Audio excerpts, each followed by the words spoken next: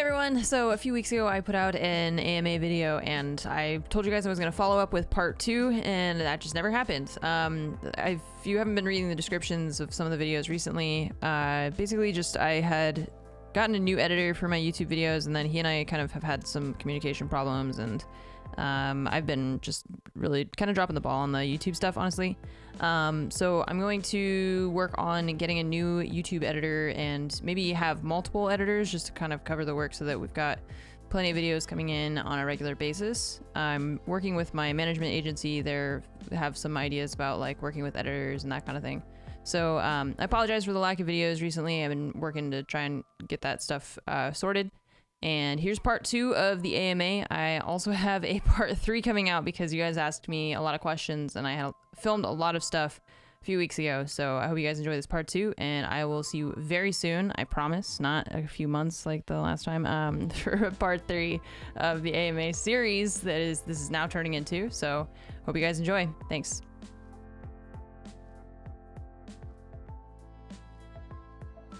I think the people who I admire most in the gaming community are the people who have been around for many years, and although things have changed and, you know, games have come and gone and been in the spotlight and then fallen into the shadows and, you know, the rise of Fortnite, and now Fortnite is kind of, I mean, still on top, but not as big as it was, and it's always inspiring to me to see the people who endure, regardless of what's happening. They're always, you know, doing whatever it is that they are best at, what their true passion is.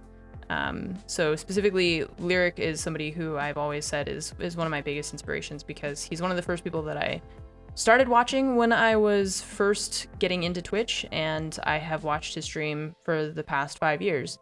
He's just somebody who plays what he feels like.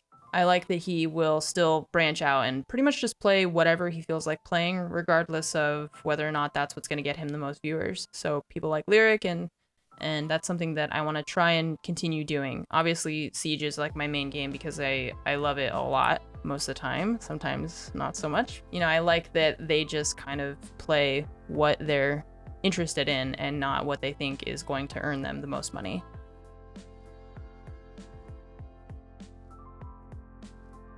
I know it's probably heresy if I don't choose burgers, but if I only could eat one thing for the rest of my life, I would probably say sushi.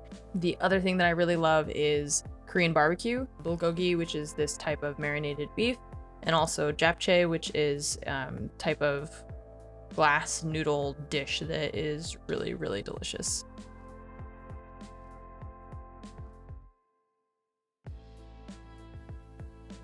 I don't really make time to play video games off stream. You know, I spend most of my day playing video games, and so by the end of it, I'm kind of like, okay, you know, now it's a good time to actually see the sun or, you know, go outside and that kind of thing.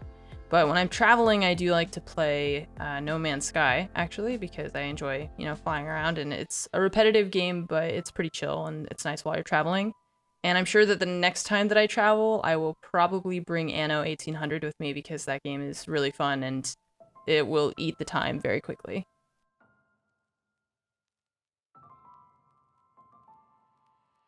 Yeah, this is something that pretty much every content creator has to struggle with. It's hard because you wanna make friends with people, and you want to have people who are in your circle and who understand what it is that you do, and how do you become friends with someone whose channel is a different size than yours without the audience thinking that you're taking advantage of them or they're taking advantage of you.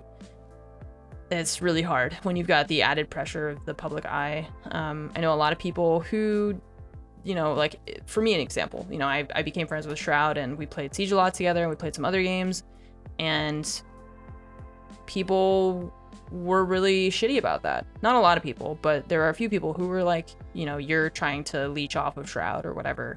And it's like, how do I prove that this is a person who I actually want to be friends with? Like, he is my friend, we hang out, you know, I want to hang out with him and play video games with him, but then you think that I'm trying to take advantage of his audience, and how do I prove that? And then also, like, why do I have to prove that? I don't really, but it's frustrating when you've got this kind of added outside influence of people trying to determine what your friendship is and who you're allowed to be friends with, and that sucks. That's really, really hard. Because the other thing is that, like, I've been streaming for 5 years. And it's like all of that just gets discounted because of becoming friends with one person, where they're like, oh, well, this person made you. And it's like, no, I mean, I've been doing this for 5 years. You know, it's like we only became friends a year ago. So what about those first 4 years where I was already successful? So anyways, that was a long tangent, but it's really difficult. I think the thing that I always try to do with people is to like show them that I am genuinely interested in them as a human being and not as a content creator. Like, I want to be friends with you, not just stream video games with you. Like, we can do other stuff outside of just streaming, because I am interested in you as more of a well-rounded human and not just a person who plays video games.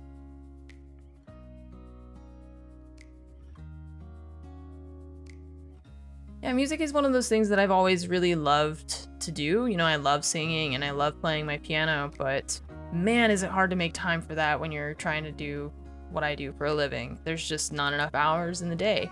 I would love if I could make more time for that, but I just don't see that happening. It's likely just gonna have to remain something that I do very infrequently and not something that I can put a lot of time to, which is unfortunate. And that's, I guess, part of your second question, which is how do we balance what we do for a living and then also other things. And for me, I put a lot of time into just streaming, and I don't know, it's really hard for me personally to tip the scales the other way.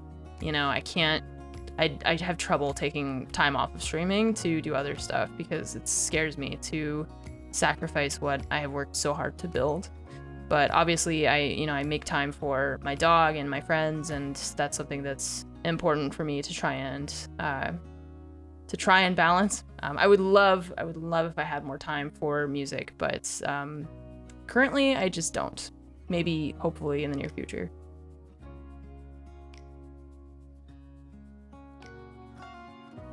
I think it's really important that if you have a platform, you should use it for positive things. Video games are amazing and I love playing video games, but I see that as kind of a stepping stone to what else I can accomplish with this thing that I'm passionate about. You know, how can I use video games as a way to show the world at large what a good thing it is that we're doing on a daily basis? You know, the people that I can connect with and the people whose lives I have, you know, the fortunate ability to have a positive impact on. And I think that's what's really important. You know, being able to say, like, yeah, I play video games for a living. It's not a terrible thing. I have not turned into a violent, degenerate criminal because of video games. I actually am here on stage with Michelle Obama talking about higher education and going to college and encouraging kids to pursue that higher education. Because I play video games, this gives me an opportunity to be in this position. I think a lot of people still see video games and gamers as like a negative thing. You know, they see us as just people who are slacking off. And it's crazy to me, there's even people in the gaming community who are like, get a real job. And it's like, if you had the opportunity to play video games for a living and make that your job, wouldn't you want to do that? It's insane to me that the number of people who come to my channel and they're just like, you should get a real job. And I'm like, why? Why would I want to do that? Why would I want to sit in an office, you know, punching numbers into a calculator all day when I could sit at home, play video games, get to talk to people, get invited to the White House, get to meet Michelle Obama? Why would I get a real job? So anyways, sorry, that was a tangent. It's really cool for me to be able to use my passion for video games to be able to connect with the world at large and show them that I can have a positive impact even though I play video games.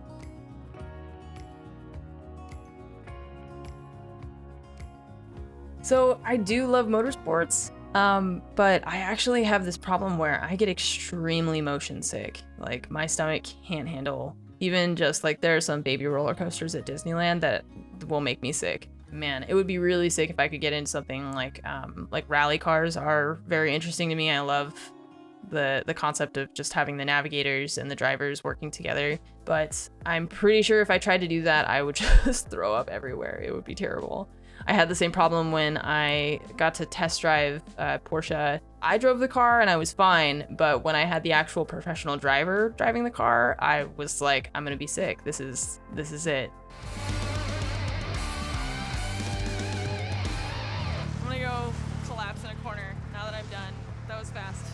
And I know that if I tried to do something more intense than that, it would just be a bad time.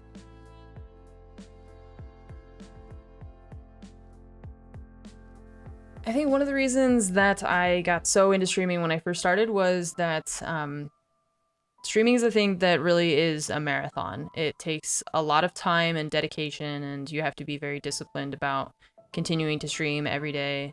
It's really hard when you're in control of your schedule because it's very easy for you to say, well, I'm just going to take today off to work on other stuff, and whether or not you're productive is kind of on you. You're responsible for yourself, and that freedom can be very dangerous for some people. I'm the opposite way, where I will just work forever. I will just keep going and going and going, and it's really hard to get myself to just stop, which can be a good and can be a bad thing. Obviously, it's not great if you just never take breaks. People should take breaks. You should have balance in your life, and it's hard to strike that balance when you're someone like me who just wants to work and just keep working forever. So I think that part of what I would say is something that's been helpful for my success has been my discipline and my diligence when it comes to working. Something else is that I feel like I've gotten kind of used to the idea of numbers going up and down. People can kind of freak out when they have less viewers, or they lose subs, and that kind of thing is always stressful for any streamer or content creator. That's something that still is stressful for me. I definitely have those moments where I'm like, oh my god, I lost 100 subs or whatever. When you've been doing this for a few years, I think you kind of have to get used to the fact that things are going to come and go, and numbers go up and down, but the important thing is to focus on the big picture and not get weighed down in the day-to-day.